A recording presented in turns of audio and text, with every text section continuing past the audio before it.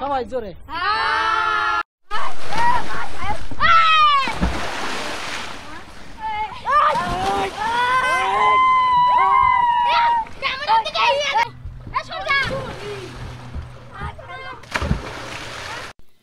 Good afternoon friend, জটাধরি প্রদীপ travel ব্লগে সকলকে স্বাগত জানাই। বন্ধুরা, আজকে আমি আবার ফিরে এলাম নতুন একটি ভিডিও নিয়ে। আজকে আমি আপনাদেরকে দেখাবো রামায়ণের বাংলা রচয়িতা কৃত্তিবাস ওঝার জন্মভিটা ও তার স্মৃতিবিজড়িত স্থান, যেটা অবস্থিত নদিয়ার ফুলিয়ার প্রত্যন্ত গ্রামে। এবং সেই সঙ্গে আমি আপনাদেরকে দেখাবো যে মহাকবি কৃত্তিবাস ওঝার গঙ্গার যে ঘাটে স্নান করতেন সেই স্নানের ঘাট। তো চলুন ফ্রেন্ড, শুরু করা যাক আজকের ভিডিও।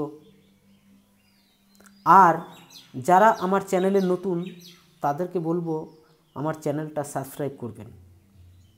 আর আজকে আমি একা নই, আমাদের গ্রামের নীল কমিটির পুরো টিম যাচ্ছি ফুলিয়া কৃত্তিবাস ওঝা গঙ্গাঘাটে নীল চান করাতে। আমরা প্রতি বছর এই কৃত্তিবাস ওঝা গঙ্গাঘাটে আমাদের নীল চান করাতে যাই। তো এবারও আমরা চললাম নীল চান করাতে কৃত্তিবাস ওঝার গঙ্গাঘাটে। আর এই যে দেখুন, আমাদের প্রায় 7খানা মোটর ভ্যান পুরো ভর্তি, সব সন্ন্যাসীরা এবং বাকি ভক্তরাও যাচ্ছে গঙ্গা স্নান করতে। তো আমরা এখনই বেরিয়ে যাব এই মোটর ভ্যান নিয়ে গঙ্গা স্নান করতে ফুলিয়ার উদ্দেশ্যে। আর যেতে যেতে আপনাদেরকেও দেখাবো এবং শেয়ার করব আমাদের গঙ্গা স্নান। আমরা প্রতি বছরই যাই এই গঙ্গাঘাটে আমাদের নীল কমিটির নীল চান করাতে এবং প্রচুর পুণ্যার্থীদের নিয়ে এই গঙ্গাঘাটে স্নান করতে। আর আমাদের গ্রাম থেকে এই কৃত্তিবাস ওঝা গঙ্গাঘাট প্রায় 20 কিলোমিটার।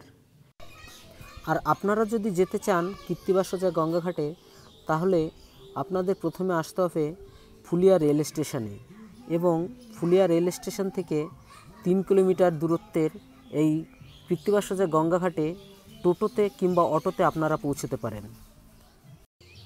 আর আমরা এখন চলে এসেছি মোটর ভ্যানে করে সেই ফুলিয়ার কৃত্তিবাস ওঝার জন্মভিটা, মানে স্মৃতিবিজড়িত স্থান, যেখানে মহাকবি কৃত্তিবাস ওঝা জন্মগ্রহণ করেছিলেন। এই যে দেখুন মহাকবি কৃত্তিবাস ওঝার স্মৃতিসৌধ, এই মাঠে স্মৃতিসৌধ তৈরি করা রয়েছে। এই হচ্ছে সেই কৃত্তিবাস ওঝার স্মৃতিসৌধ। তো আমাদের যে মোটর ভ্যানগুলো ছিল ওরা কৃত্তিবাস ওঝা গঙ্গাঘাটে চলে গেছে, আর আমি এখানে নেমে পড়েছি, মানে এখানকার ভিডিওটা করার জন্য, আপনাদের দেখানোর সুবিধার জন্য। এই যে দেখুন মন্দিরের করা রয়েছে, আর মন্দিরের মধ্যে বিভিন্ন মূর্তিও রাখা আছে। দেখুন, এই যে দেখুন মূর্তিগুলো। আর এই যে যেটা দেখতে পাচ্ছেন এটা হচ্ছে কৃত্তিবাস কূপ। মানে এই কৃত্তিবাস কূপেই নাকি সে সময় কৃত্তিবাস ওঝা জল ভরতে আসতেন। এই কৃত্তিবাস কূপে জল ভর্তি থাকতো, আর এখান থেকেই নাকি উনি জল নিতেন। এই যে দেখুন কৃত্তিবাস কূপ। এখন অবশ্য এখানে জল নেই, নোংরা সব জমে রয়েছে। ওই যে দেখুন কত গভীর কূপটা। আর এই যে বটগাছটা দেখতে পাচ্ছেন দূরে, এই বটগাছের নিচেই নাকি সে সময় কৃত্তিবাস ওঝা তিনি এই বটগাছের ছায়ায় বসে বসে রামায়ণ লিখেছিলেন। তো আমি জানি না, শোনা কথা। তো আপনাদেরকেও দেখাচ্ছি বটগাছটা। এই যে দেখুন, এটাই নাকি প্রাচীন সেই বটগাছ। এখানে বসেই মহাকবি কৃত্তিবাস ওঝা তিনি রামায়ণ রচনা করেছিলেন বা রামায়ণ লিখতেন। তো যাই হোক, এই যে দেখুন, আর এখানে কিছু গোপালের মূর্তি রাখা আছে। আর এই যে স্কুলটা দেখতে পাচ্ছেন বিরাট, এই স্কুলটা ফুলিয়া কৃত্তিবাস স্মৃতি বিদ্যালয় উচ্চ মাধ্যমিক, মানে কৃত্তিবাস ওঝার নামেই সমর্পিত করা হয়েছে এই কৃত্তিবাস ওঝা স্মৃতি বিদ্যালয়। আর মাঠটাও বিরাট বড় মাঠ দেখুন। আর পূর্ব ও দক্ষিণ দুদিকেই এল আকৃতির স্কুলটা তৈরি হয়েছে, বিরাট বড় স্কুল দেখুন স্কুলটা। আর এই স্কুলের সামনে পূব থেকে পশ্চিমে সোজা ন্যাশনাল হাইরোড থেকে সোজা কৃত্তিবাস সোজা গঙ্গাঘাটে চলে গেছে এই রোড। আর আমরা এখন পৌঁছে গেছি কৃত্তিবাস সোজা গঙ্গাঘাটে। দেখুন এই যে একটা পাপড় গাছ, ঘাটে বিরাট একটা পাপড় গাছ আছে। আর এইখানে সব পুণ্যার্থীরা চান দান করে সব এখানে দাঁড়িয়ে আছে। আর ঘাটে প্রচুর দোকানপাটও আপনারা দেখতে পাবেন, খাওয়া দাওয়ারও কোনো সমস্যা নেই, প্রচুর দোকান ঘাটে আছে। তো এই যে বহু জায়গা থেকে এখানে পুণ্যার্থীরা গঙ্গা স্নান করতে আসে দেখুন। আর এই যে গঙ্গা ঘাটটা এটা নতুন তৈরি হয়েছে এবং এখনও কাজ চালু আছে। আর গঙ্গার পাড় দিয়ে প্রচুর মূর্তি রাখা আছে, যে দেখুন মানে যত পুজো এই এলাকায় হয় সব মূর্তি এখানে রেখে দেয়, কেউ আবার গঙ্গাতে ভাসিয়ে দেয়। খুবই সুন্দর দেখুন দৃশ্যটা।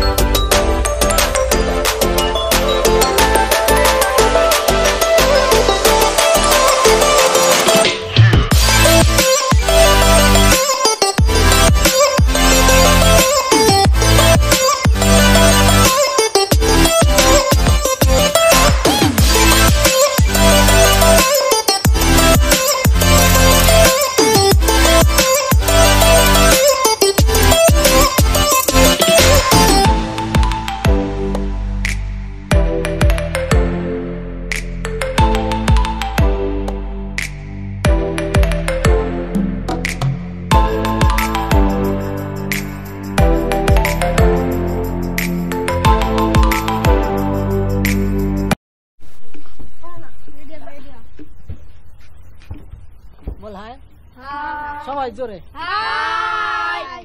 এবার লাফালাফি হবে। আর এখন আমি কৃত্তিবাস সোজা গঙ্গা ঘাট থেকে হাঁটতে হাঁটতে একটু ঘাটের দক্ষিণ দিকে গেলাম গঙ্গার পাড় দিয়ে।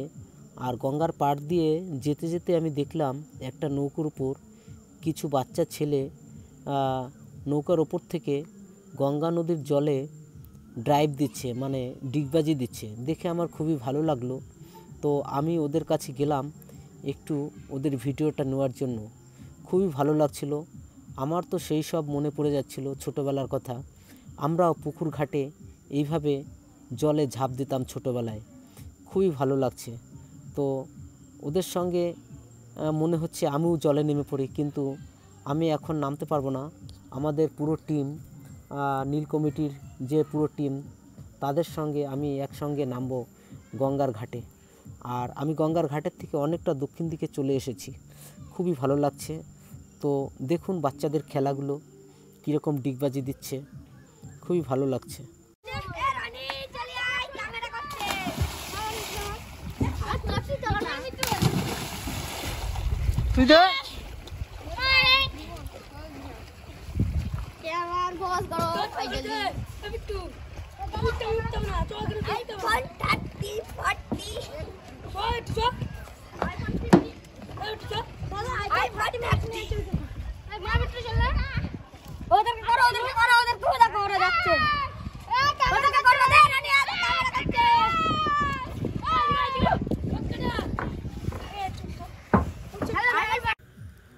আর আমি যে কৃত্তিবাস সোজা গঙ্গার ঘাট থেকে দক্ষিণ দিকে চলে গেছিলাম হাঁটতে হাঁটতে গঙ্গার পাড় ধরে, ওখান থেকে আবার আমি ফিরে চলে এসেছি কৃত্তিবাস সোজা গঙ্গার ঘাটে। এই যে দেখুন প্রচুর পুণ্যার্থীরা গঙ্গার ঘাটে স্নান করছে, স্নান করে পুণ্য অর্জন করার চেষ্টা করছে। আর আমি এখানে চলে এসেছি। আর এই যে দেখুন নতুন ঘাটটা যেটা তৈরি হয়েছে, আগে গত বছর আমি ভিডিওতে দেখিয়েছিলাম, গত বছর এখানে এসেছিলাম ভিডিও করতে, মানে পুণ্য স্নান করতে নীল কমিটির সাথে। তখন এই ঘাটটা তৈরি হচ্ছিল সবে, আর এখন পুরো তৈরি হয়ে গেছে। এখনও ডান দিকে কাজ হচ্ছে, গঙ্গার ঘাটের বাঁধ দেওয়ার কাজ তৈরি হচ্ছে। তো আর দেখুন আমাদের সন্ন্যাসীরা, মানে আমাদের নীল কমিটির ছেলেপেলেরা সব স্নান করতে নেমে গেছে গঙ্গা নদীতে। এই স্নান করে উপরে যাবে, তারপর নীল পুজো দেওয়া হবে। নীল পুজো দেওয়া হয়ে গেলে আমরা আবার এখান থেকে বাড়ি চলে যাব।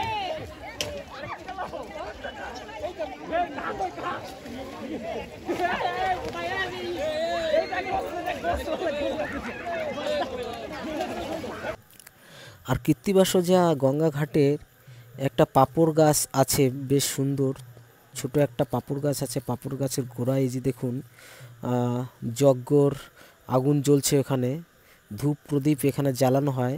পুণ্যার্থীরা গঙ্গা স্নান করে এসে এইখানে তাদের কিছু ভক্তি করে এবং পুজো দেয়।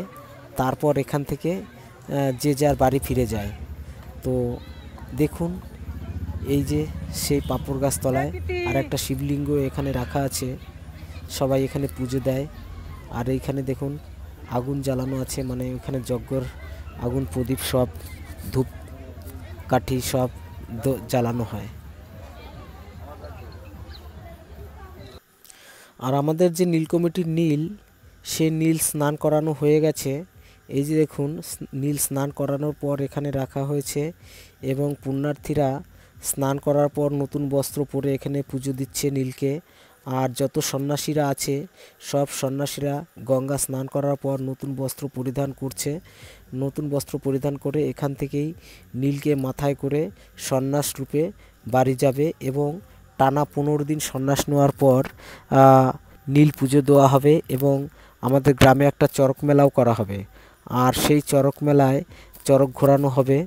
তো দেখতে থাকুন ভিডিও, আমরা আপনাদেরকে চড়ক মেলারও ভিডিও দেখাবো এই ভিডিওর মাধ্যমেই।